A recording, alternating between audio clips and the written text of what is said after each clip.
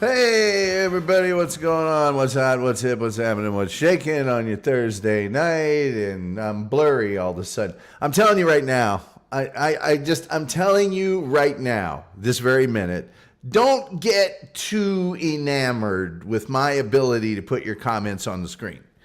Because StreamYard, the last 2 or 3 nights, not helping.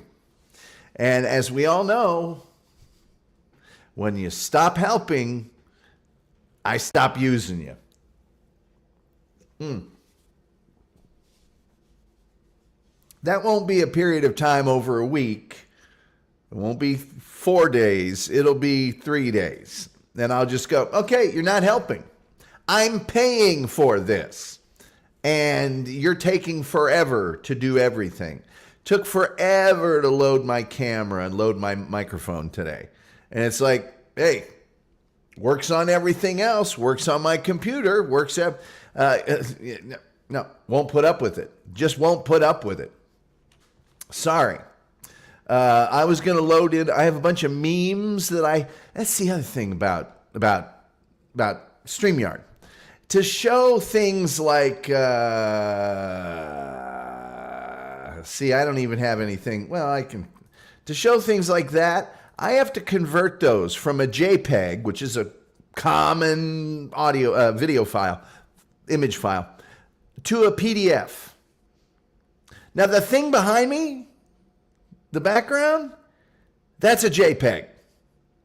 You tell me. You tell me what's wrong with this platform. The thing behind me, JPEG, no problem. The other stuff, I have to convert all of them. One at a time, convert. So just doing a show takes me, that's 20 minutes right there. I have a bunch of memes that were created for me and were in JPEG form on Facebook. I converted at least 10 of them, I think 11 of them, to show on this show. I didn't get to load them. Why? Because I spent 20 minutes waiting for this microphone and this camera to load into StreamYard. If you're not helping, you're supposed to be helping. See, that's what I pay for. How's your day going? Anyway. Wild Bill says, hey, everyone, if you enjoyed this show, first hit that. Yeah. Share, like, subscribe. Hey, Bill, how you doing? Brett Hollywood, that damn Tom Gully has interfered in my affairs again. Have I? Hey, somebody yesterday said that Vince the lawyer, was talking about me on his show. I have found no evidence of that. I didn't go to his show and check. It's just nobody else has said anything about it. So, yeah, if you like the show, I need you to like, share, and subscribe. If you're watching right now on Facebook or on Twitter, okay, do it while you can, because I think I'm taking at least one of those down. YouTube is where we want you to be actually, watching the show. So, sorry. Pretty soon that's going to happen too. Randy Ramos is a chef, and he's in the house. You can go to thetomgullyshow.com. See how long it took for that to get off the screen. That's another thing. It's taken a long time for stuff to happen, and it ain't my computer because I fresh rebooted it before I started tonight. It's StreamYard. So, StreamYard, get your act together, or we won't have StreamYard anymore. Let's see here. What was I going to say? Oh, yeah, go to thetomgullyshow.com. Tons of podcasts there. You can also get merchandise there in the store section. Oh, you can just go to cafepress.com/thetomgullyshow. Or, man, if you just want to, why don't we just cut through the chase here? Go to paypal.me/TomGullyShow. That's the cleanest, bestest way that there is to do anything. And then there's patreon.com/thetomgullyshow. Trevor wants to know what's for dinner. You're the guy with the fancy Catholic hospital board of fare, not me, unless they kicked you out of there. And then Wild Bill put that up. I don't know why, because all you got to do is put up youtube.com/TomGullyShow. Oh, he's doing it on Facebook. Well, if you want, Facebook's not helping with anything, and ever. They never help with anything. I don't really know why I'm broadcasting on Facebook, to be honest with you. Big problem with software. The people who make it don't actually use it themselves, says Julian Zezer. They must not. They must not. I'll tell you.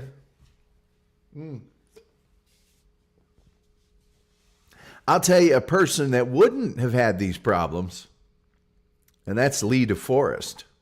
leedeforest would have made all of these things much better. I'm going to tell you about leedeforest. And frankly, the DeForest Audion, the Audion tube, you guys should get down. Well, hold on. Let me tell you about leedeforest. You should get down on your hands and knees and thank leedeforest every day of your life, man. every single day. Well, hold on a second before I start telling you about it. Why don't I show you this good-looking cuss? That's Lee DeForest right there. But you ought to thank him. See, because Lee DeForest was an American inventor and fundamentally early pioneer in electronics. He invented the first practical electronic amplifier. So if Star Mountain or any of my guitar people come in here, okay. But really, in general, what you need to know is even the signal on this microphone, it picks up my voice fine and it delivers it through the wire. It must be amplified to get onto the computer or to get heard or anything else. But before the amplifier, couldn't do any of that. You had to listen on these little Necco wafer earphones and stuff. He also invented the 3-element Audion triode vacuum tube in 1906, which doesn't mean anything to younger people, but older people remember when TVs had tubes in them, radios had tubes in them. You could go to the grocery store or the hardware store and test your tubes and buy new ones. It started the electronic age and enabled the development of the electronic oscillator, which helped in a lot of various explosion of electronic equipments. These inventions of Lee DeForest made radio broadcasting and long-distance telephone lines possible because it amplified the signal in the line and led to the development of talking motion pictures among countless other applications. He had over 300 patents worldwide. But he kept getting rich and then getting bankrupt and rich and bankrupt and rich and bankrupt and rich and bankrupt and all those other things. So, let me tell you about Lee DeForest a little bit, because he's a fascinating man. Just a fascinating man. Let's see, your Jokerfish said, I thought you said Lita Ford, the guitar player. More of a singer, isn't she? Did she do that, I'll Be Your... Maybe I'm thinking of somebody else. I'm not even going to say what song I thought she did. But there's Lee DeForest. Now this is the Audion tube, the legendary Audion tube. Before that little guy right there, hey man, good luck with your long distance anything. Good luck with your amplification of anything. Wouldn't have had it. This is like a radio broadcast that Lee's conducting with some lady in 1910. 1910! Because he was that good. This is the... He had his own telegraph company, and it was really successful, and then, of course, became bankrupt, like most of the things he did. But this was the radio tower for his telegraph company. This here is the marker for the first ship-to-shore radio broadcast, which was a huge thing. You know, nobody could do that before this guy, Lee DeForest. Which I swear to God, you should get down on your hands and knees and thank good old Lee DeForest. He's born in, by the way, one of my broadcasting professors actually met Lee DeForest, which is amazing because Lee DeForest died in like 1961 or something like that. But he was born in Council Bluffs, Iowa, and his dad was a minister who wanted his son to become a minister. And so he prepared for college by going to some ritzy boys' school in Massachusetts. And after that, he went to Yale, but he went to the scientific school at Yale. And it cost $300 a year to go to Yale in 1893, which is probably a lot of money right then. He was convinced, was Lee DeForest, that he was destined to become a famous and rich inventor. Never had any money. He sought to interest companies with a series of devices and puzzles he created, and submitted like essays and prize competitions and had no success at all.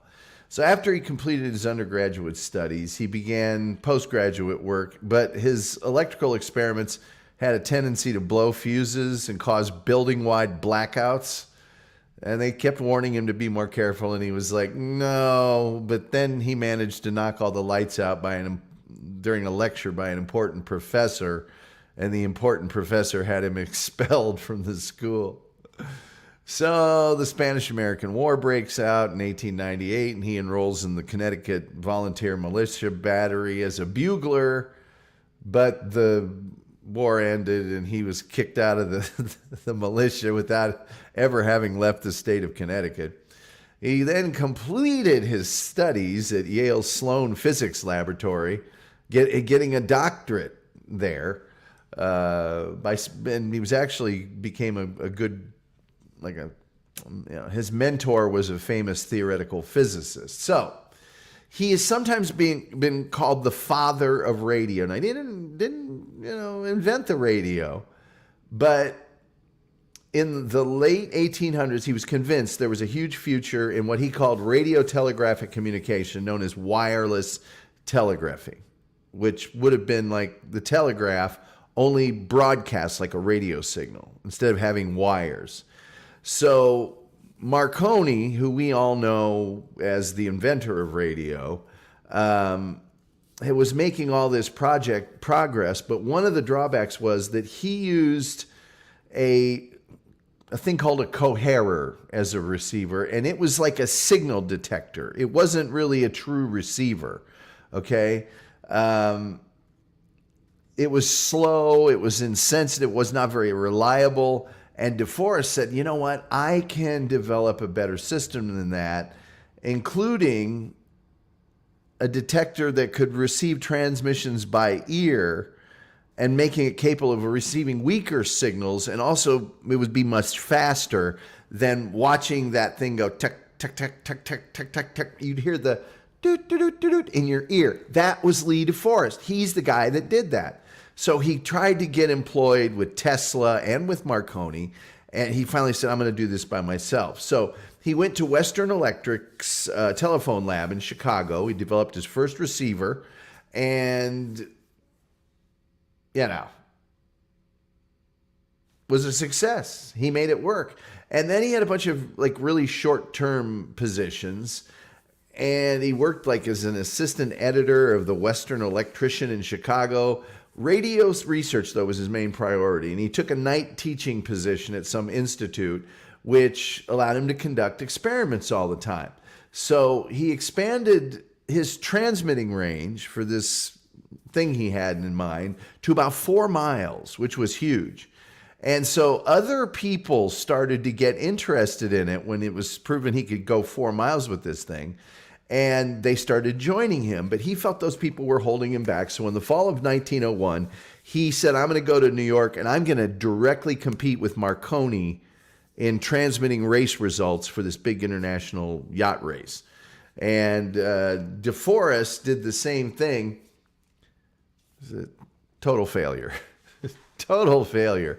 And in a fit of rage, DeForest threw his transmitter overboard.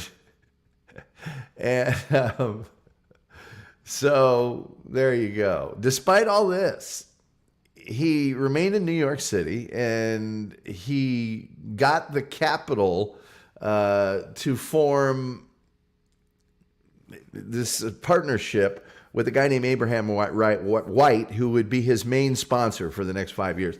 And White had all these bold plans, but he needed somebody like DeForest to help him.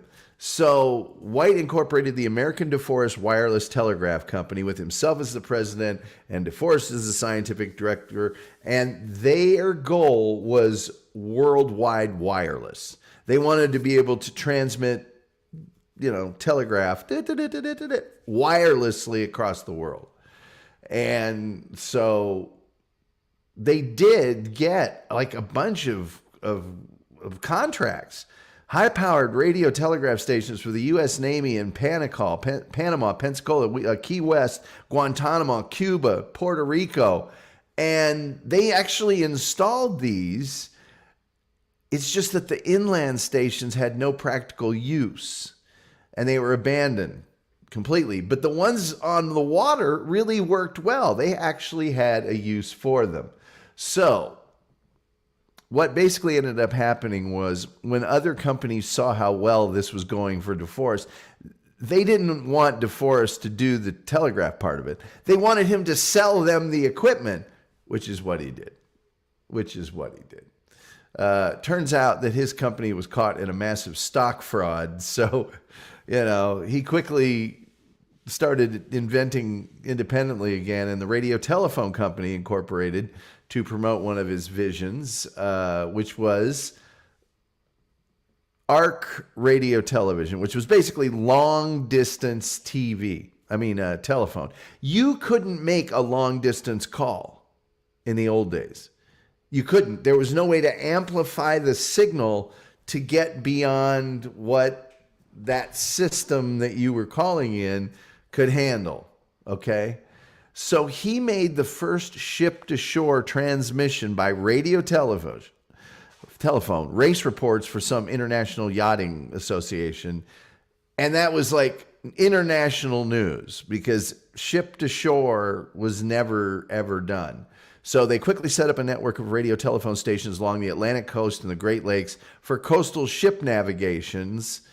And that was like hugely effective and hugely awesome for communications.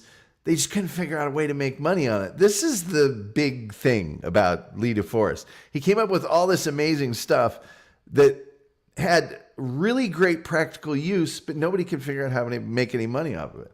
So his most famous invention was the Audion tube, which is the tube that allowed for the amplification of all these signals.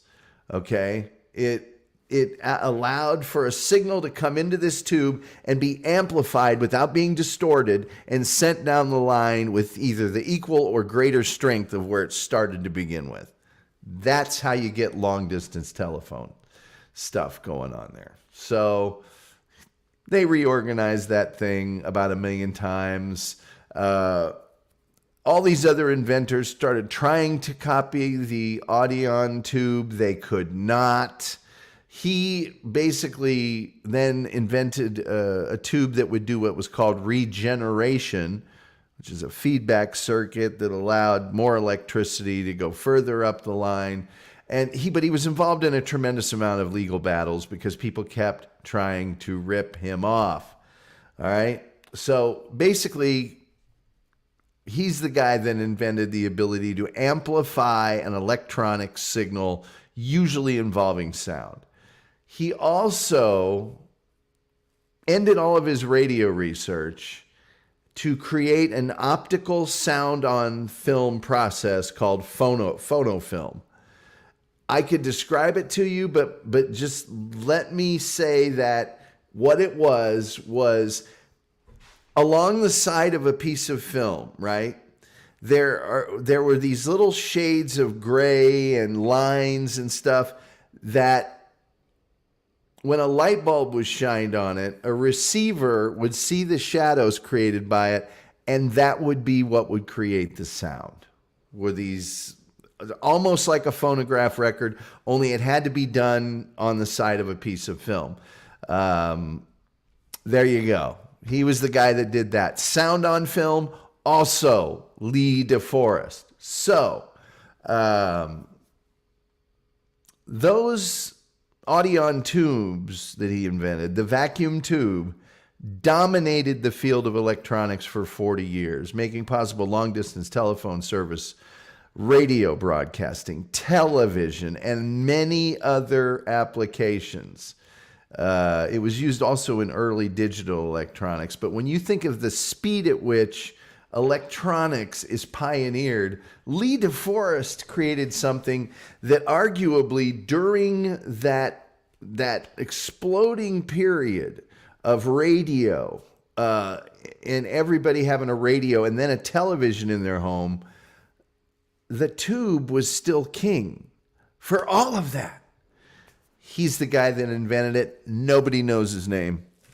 I'm telling you about it right now. There it is, Lee DeForest. Look into him. He was a major pioneer. And again, all of that stuff, we wouldn't have it if it wasn't for good old Lee DeForest. Let me see here. I can tell people are just riveted. Ohio doesn't even have Wi-Fi, do they? Not that I know of. Good evening, Tom. Hello, Diana Jean O'Brien for good old Shrewsbury, Shropshire. There's Aaron Smith, my old soccer buddy, and the, I guess, fifth Gully brother. Who used to call you that? My mom? Did you just call yourself that? Why would you want to be the fifth Gully brother anyway? Unsung hero. Yes, Lee DeForest was an unsung hero. And I'll tell you this, if Lee DeForest had been involved with StreamYard, there would have been none of the problems that I've had with it over the last few evenings. I can tell you that right now.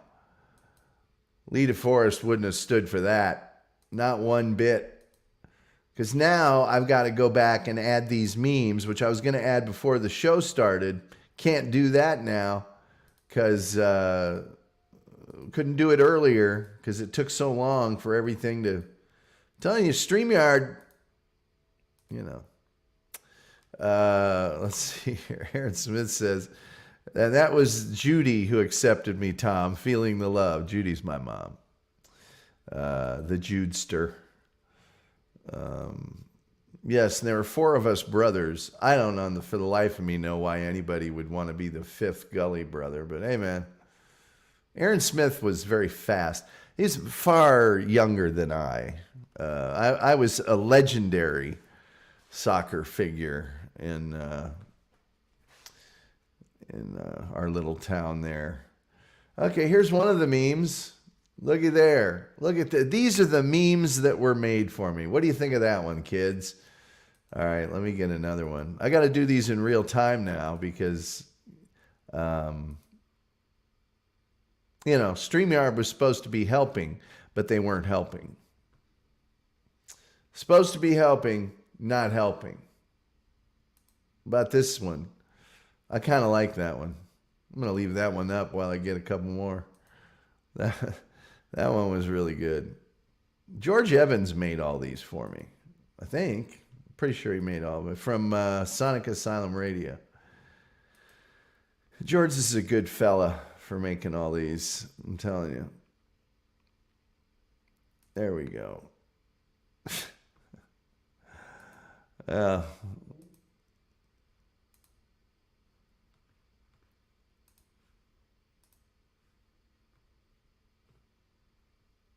I think Aaron and I were on an actual team together in men's league for a while. If I recall correctly, and I usually do. And I was like, what's this super young person on this team with me for? Oh, no, I don't even know which one of these is my... Let's see here. 1, 2, 3, 4. So I'm looking for number 5. Let's see here from my computer, number 5. And then we'll call Trevor. We'll see if we can get a hold of Trevor. Let's see if Trevor's having a much better, some sort of protesters there, anxious about, the Tom Gully show coming into their neighborhood or something. Who knows? This is just a nice 50s look there. I like that one. That's very in keeping with our logo.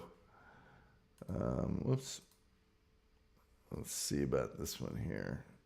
I just thought I'd bust out these memes. I was mentioning them the other day. I don't always answer the phone for trolls, but when I do, they are sorry they called. Generally. Generally speaking, what's this one here?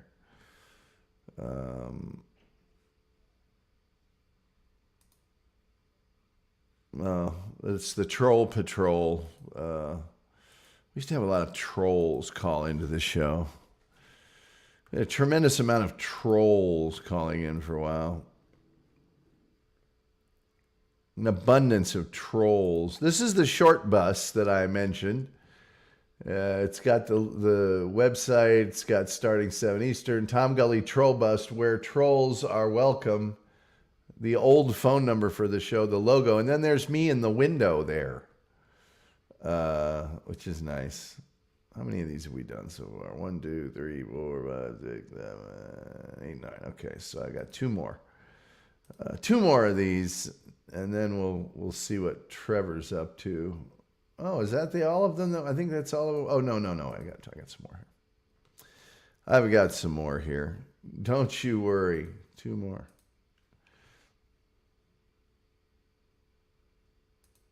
There's the old Bob Ross. I used to work with Bob Ross, over at WIPB in Muncie, Indiana. I used to run camera on the Bob Ross show. You bet your bippy I did.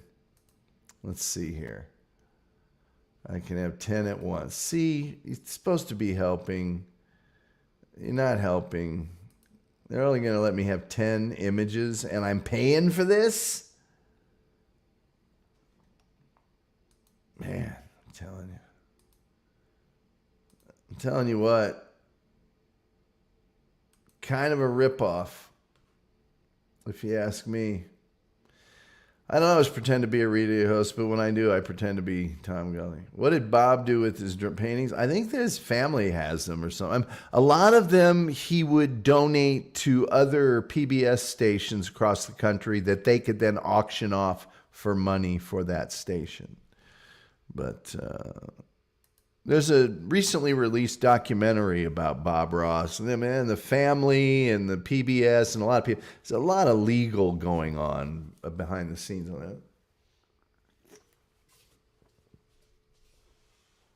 Here are the things I can tell you about Bob Ross. Bob was going to be the first guest of my radio show that I had on the air in the mid-90s. And then he died. I ran camera for Bob. Bob could wear more denim than anyone alive. I mean, a lot of denim. Bob was wearing a lot of denim. Bob was always in pretty good spirits. It was a pretty easy show to produce. If you took advanced television production at Ball State, you probably worked on the Bob Ross show. They had the show wide with him, and then they would lock down on, you get the little easel and then on the tight on the painting, and that was it. Sometimes, because Bob had health problems for a long time, right?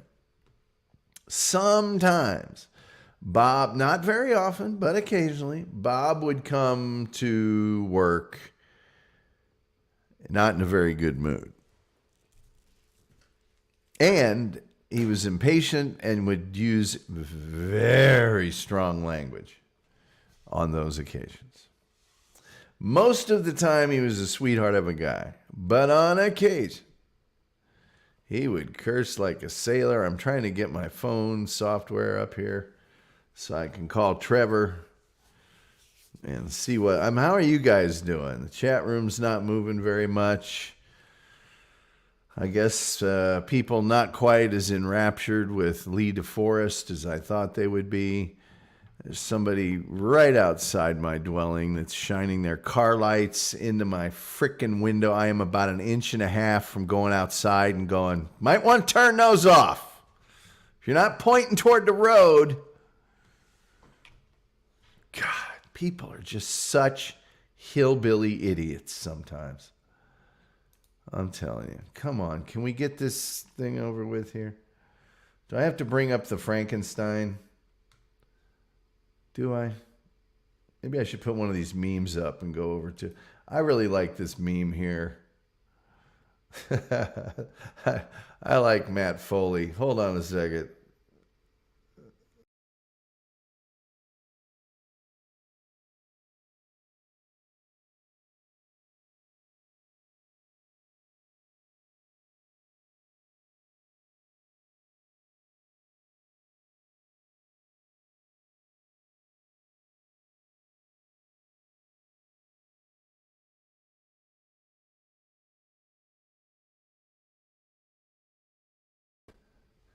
Absolute morons. Hillbillies. Hillbillies. That's what I call them. They're hillbillies. It's like, do you not understand that you shouldn't do that? Is it, I understand it. I'm no genius. What is the deal today? That's the best meme, is it, Diana? That's a pretty good one. Okay, here we go. Good golly. Just waiting for this software to open up. And it should open up almost immediately because I did a fresh reboot before I started this program. I had to be on was it Teams or something? I had to do something this morning where I was not on a call, but I got a bunch of questions I had to answer on video for something. And it was like, maybe that's what's slowing everything down. Because it's like, that's dumb. You know, that's just somebody that's lazy. You know, it's like, you can't make the time to actually ask me these things in person. That's lazy. That's just lazy. Now, and speaking of lazy, now I'm just sitting here watching Skype. That's getting old too. What else we got? I got nobody saying nothing in this chat room. That's what we got. Maybe one of these other dumb shows is running late tonight or something. Probably that's what it is. One of these other shows that's going to, you know. But I didn't hear or see anything about Vince the lawyer, talking about me at all. Let's see here.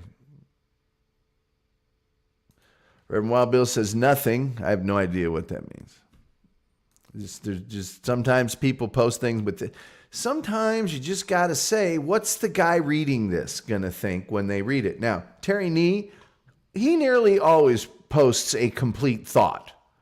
Shingles talk would have been more exciting. Hey, that's kind of insulting, but at least it's a complete thought. Jokerfish, I thought the show was fun. I'm interested in tube amps and old radios. Hey, and you know what? Even if people aren't interested in it, by God, leedeforest deserves a little stop down. I don't care. I don't care how popular this show is. I think I've proven that time and again. I think I've proven over and what is it with the blurry camera? What the Christ is it? Come on. This StreamYard, I'm telling you. Maybe it's just a 1 month deal. Maybe I only use StreamYard for one month. Terry Nee legitimately stole my cranberry juice. What'd you need the cranberry juice for?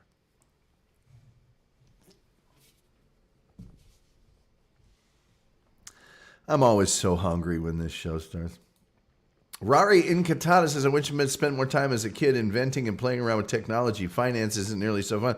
You can still invent and play with technology. You can get yourself an erector set. We got all sorts of stuff. Sandy Eastman's here. Hello, Sandy. How are you? Good to see you. Good to see you. Okay, now we're going to call Trevor if I can get this stupid software to work. You guys are lucky you didn't hear me go outside. And these neighbors are about on my last nerve. They're just rude and inconsiderate, and I've just about had it. I only have a certain amount of politely saying things to people. I reach a point, and it's like it's a trip hammer that it's just, you get past a certain amount, and then I'm just full on rude. And I'm only going to stop down. Let's see here. Reverend Wild Bill says, if StreamYard will be kind enough to show the comment, okay, for the full thought, Tom offered that chat was saying nothing, so I said nothing. See, you shouldn't have said anything there, because that makes the original thing you said worse. It's hokey. It was hokey. Dave says, he said erector. I did say erector. Erector nearly killed her. Sounds like New Jersey. I don't know. I know where it sounds like now, and it sounds like Northeast Dallas. All right. I don't know why I'm doing this. Absolutely don't know why I'm doing this at all. But I'm doing it. No idea.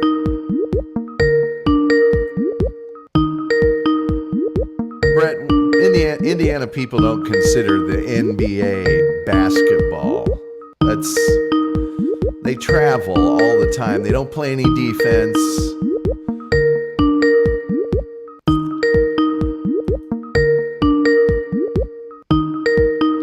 Yeah, Dave Michaels, thank you for divulging my physical location. That's great. I appreciate that more than you know.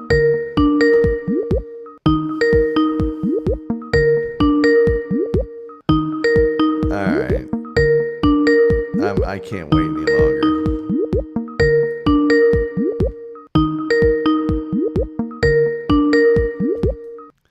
Clearly, Trevor is having his sponge bath or something. I'm not going to. And by the way, if he jumps on and says, no, I'm ready now. No, we're not doing that tonight. Not tonight. The wheels are coming off the wagon here on the Tom Gully Show tonight.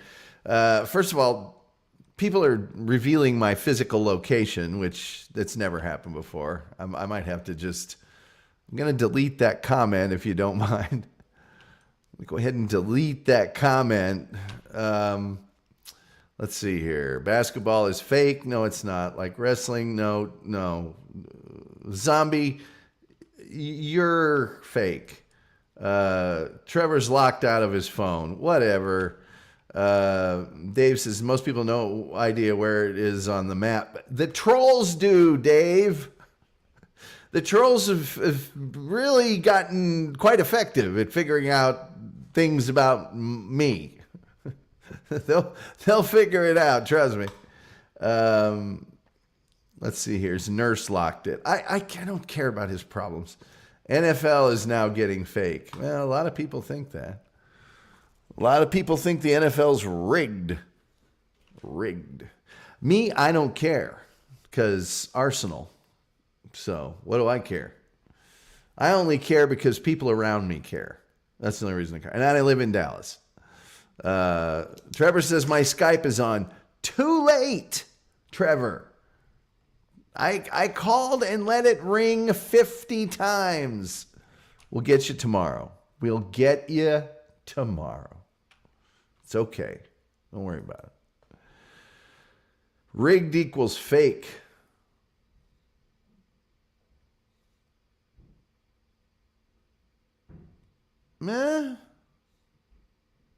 Maybe.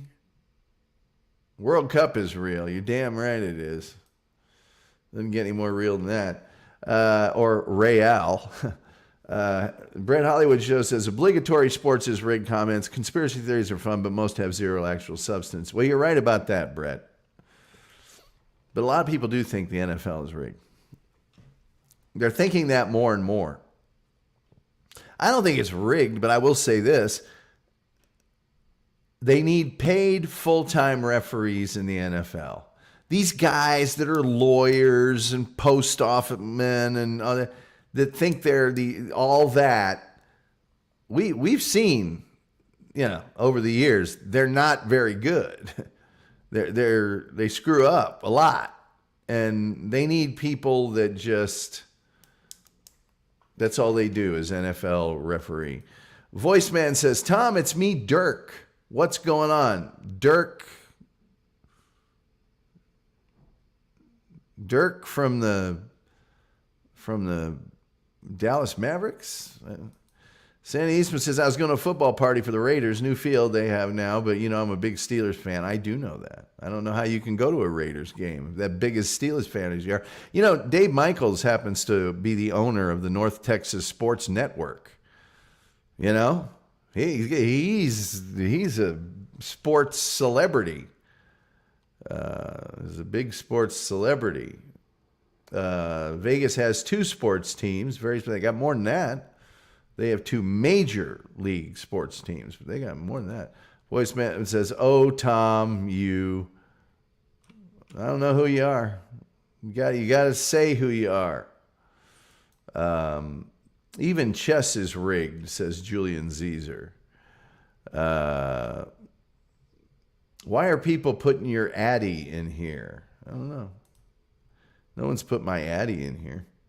Dave Michael says the Zebras sucks the past several years. 2007 NBA scandal with the refs. I think Dave Michaels will attest to the fact that when the Tim Doherty or whatever NBA basketball referee scandal broke out, I was on that like white on rice, man. I had the stats and the info and broke that story wide open. Busted it wide open. Dave Michaels says Vegas has 3 sports teams now with the Oakland A's traveling to Vegas. Brett Hollywood says, my Rams lost a playoff game on an egregious missed call. I chalked it up to human error, and the refs have a difficult job. Not a deep, dark conspiracy. There's Jared. He says, happy to Gully here. Happy to be here. Zephod said, Dirk from DeCult. Hope your Syak is okay. Hi from crappy England. Ball for real is number 1. You're back in England now, Zeph? Oh, I was hoping you'd stay here forever. You're talking about Dirk Bog. You're talking about Bog, right? Dirk is Bog? I think Dirk is Bog. Yes, you were. The mighty 990 KFCD. Yeah, the mighty 990. The mighty 990. Oh, sports fan 990. Long may it rest. Jared said, I called ICE and they deported Zephod. No, they didn't. Voices busted it wide open like, oh, some of you guys from the cult need to really realize that's we don't like that kind of. Lucas says, nice. Voice man, I'm going to have to ban you from the, I'm just going to put you in a timeout. I'm not going to ban you forever, but you are in timeout now. You got to know better than that. Brett says Gully show rules. It does. It really does. Chess champ Magnus Carlsen sued for $100 million by a young rival who insinuated was a cheater. Well, time him out, says JC. You just got to have a little time out. You guys, come on, man. I thought we got all this settled. There's plenty of shows where you can go do that, you know. Up fingers, or I'll tell you, I don't even know how many likes and things like that. I know I got 4 on Hey, you know what, guys? I apologize for this show. First of all, leedeforest, I realize probably not everybody's favorite topic. And also, I have a bad habit of when the software is not working. I went so far beyond out of my way to make sure I cleared out my cache, I cleared out my cookies, I cleared out all my past images, I rebooted, I did everything to make sure everything would work perfectly. And StreamYard, I'm suspecting, sulks. So, yeah, no. When that happens, I get cranky. And it's not your fault. It really isn't. Henchman, I don't know what you're talking about, so I'm not going to put that up on screen. Turkatron's here. Hey, Turkatron, what's shaking, man? What's shaking? Zeph says, I'll be back. Things. I've got things to get done, right? I've got things. Zeph, I thought you were just going to stay here forever. Daggone it. Well, at least you can get your Bovril now. Turkatron said, I was also deported. Where were you deported to? Oak Cliff? It's me, voice man, also dirt. Trevor Garner says, I was going to talk about Radio Shack. Well, you can save it for tomorrow, Trevor. I called and it rang and rang and rang. You basically stood me up. Made me look like a fool in front of the tens of people that watch this show.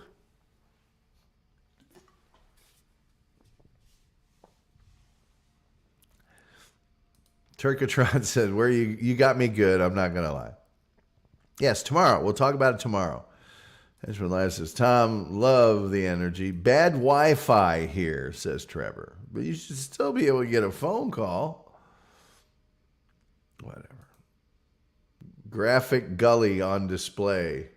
Is that me? Internet character?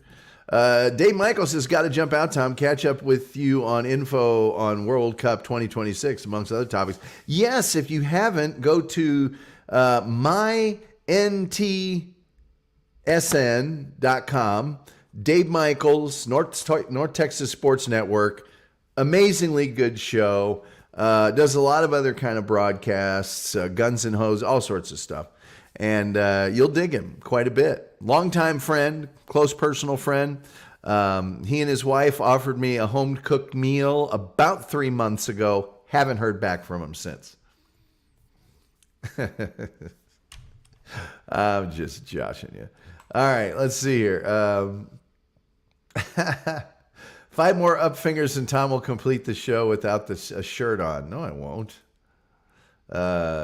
Ding-a-dong Tommy time. Let's get them up fingers. You guys and your up fingers. Tom, what are your Oscars picks? I haven't paid attention to the Oscars since Breaking Away and Apocalypse Now lost to Kramer versus Kramer. What do you think about that? I tried one year to pay attention again, and that's the year that Pulp Fiction lost to Forrest Gump. So I don't pay attention to him anymore. Terry Nee says, I was walking the dog and misheard some of the show. So did leedeforest give you a mention for your interning? No, I didn't get a mention. Dave Michael says, separated shoulder, hers, 2 weeks ago, just a bit longer. Oh, I'm sorry to hear that. I'm sorry to hear that for her and for you, because she was probably around the house a lot more. Kidding. You probably had to help her drink things and stuff and lift things and all that. Ah, dear. Later, my friend. We will see you later. Welcome now, my friend, to the show that never ends. Okay. Henchman says, Tom, what is the hard R? Must be some sort of MPAA film rating. I haven't paid attention since Goodfellas lost to Dances with Wolves. Yeah. Have you ever met an energy vampire? Asks Zeph. Would you be able to defeat one if you did? Oh, yeah, I met one. Larry Dobbins. And yes, I would. I would stomp him into a mud hole. Internet character. Tom, what are your local foodie spots you'd recommend? Maybe Turkatron can help me with that. My local foodie spots? I'll tell you one. Alfredo's Pizza and Pasta. I recommend that. Tom, can we get you to play Fortnite? No, you cannot. Ryan Gosling got nominated for an Oscar for the Barbie movie. The only nominee for Barbie. It's a Man's World. Yeah, there was a lot of controversy over that. I don't know how I haven't seen the movie, so I don't. Hot take: Titanic was an enjoyable film, but didn't have the substance to win Best Picture. Typical James Cameron flick with cool special effects. I'm right with you there, Brett Hollywood. You know what, Brett Hollywood? I would say that Titanic is a movie that would have won Best Picture back in like the 50s or 60s. It was the old school Best Picture that did huge box office and had a huge scale to it. But as a film itself, it's kind of like Independence Day or Armageddon. It's just an entertaining film. That's it. It's not awe-inspiring in terms of any of its acting or the script writing or any of that stuff. It's just Hollywood pap. Believe it or not, the hard... yeah, okay, bye, Henchman. Henchman, they're telling us you have to go. Henchman, they're telling us that I'm going to have to put you in a timeout. Henchman, sorry, but you know better than that. Were the Osculars actually good at some point? I'm saying on the basic all that stuff. Yeah, they were. They were. Tom, have you thought of taking up model trains?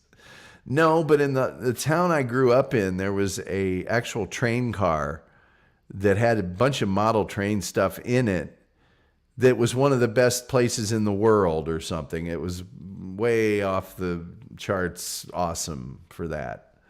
I never got into it.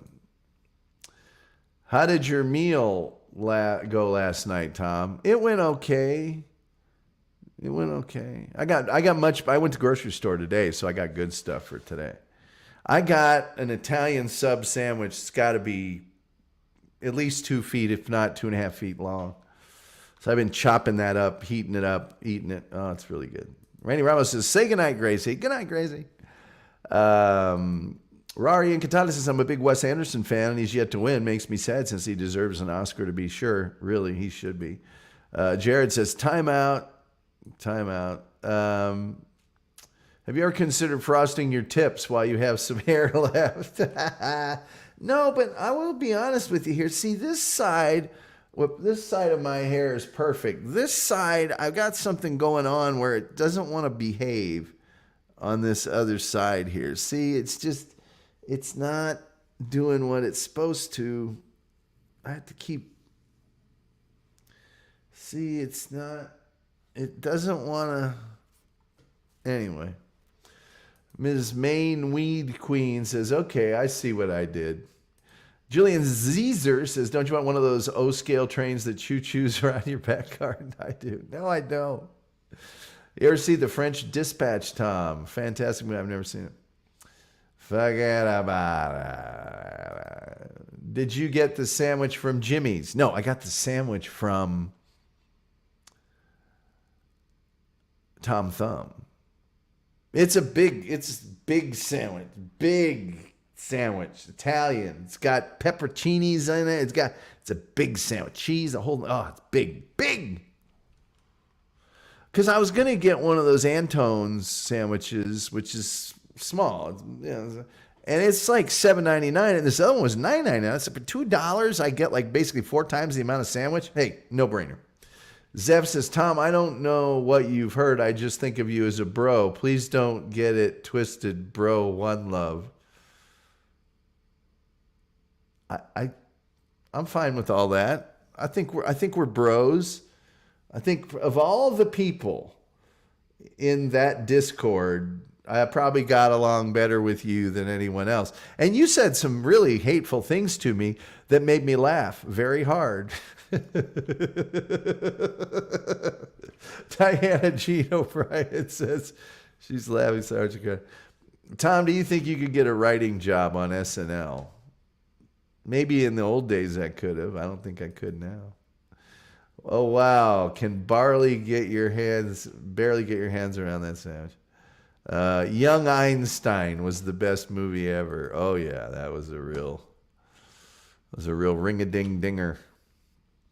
Well, I guess we've got 2 minutes until 7 o'clock my time, 8 o'clock Eastern, 6 o'clock Mountain, 5 o'clock. You know what I'm saying. So I don't really see any reason to... Oh, maybe I can put another meme up here for a second. I destroyed one of the good ones. Oh, this isn't a bad one.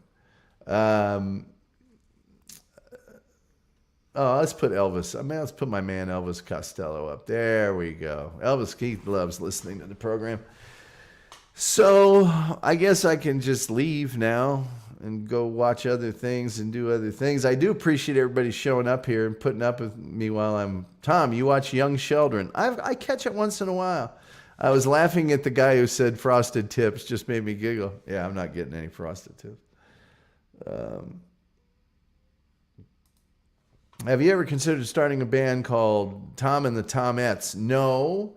I did have a band called Tom Gully and the Regulation Blues Band for a long time. And then I had a band in college which was called, because my nickname was, I'm trying to figure out how to do this.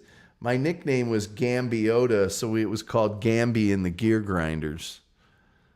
It was a very short-lived band. Zev said, I accidentally said the word blank on the air. Thanks, Alanis. I don't know what that means. Gully and the Lilliputians. That might be okay. Parting is such sweet sorrow. You want the Gomerville song. I can't play the Gomerville song because it's not on my outro video. I'm sorry. I'm very, very sorry. Will I live in swampland on the southern side of town? I can't. I'll do that another time. I guess that's going to do it. I guess the only thing left to say is,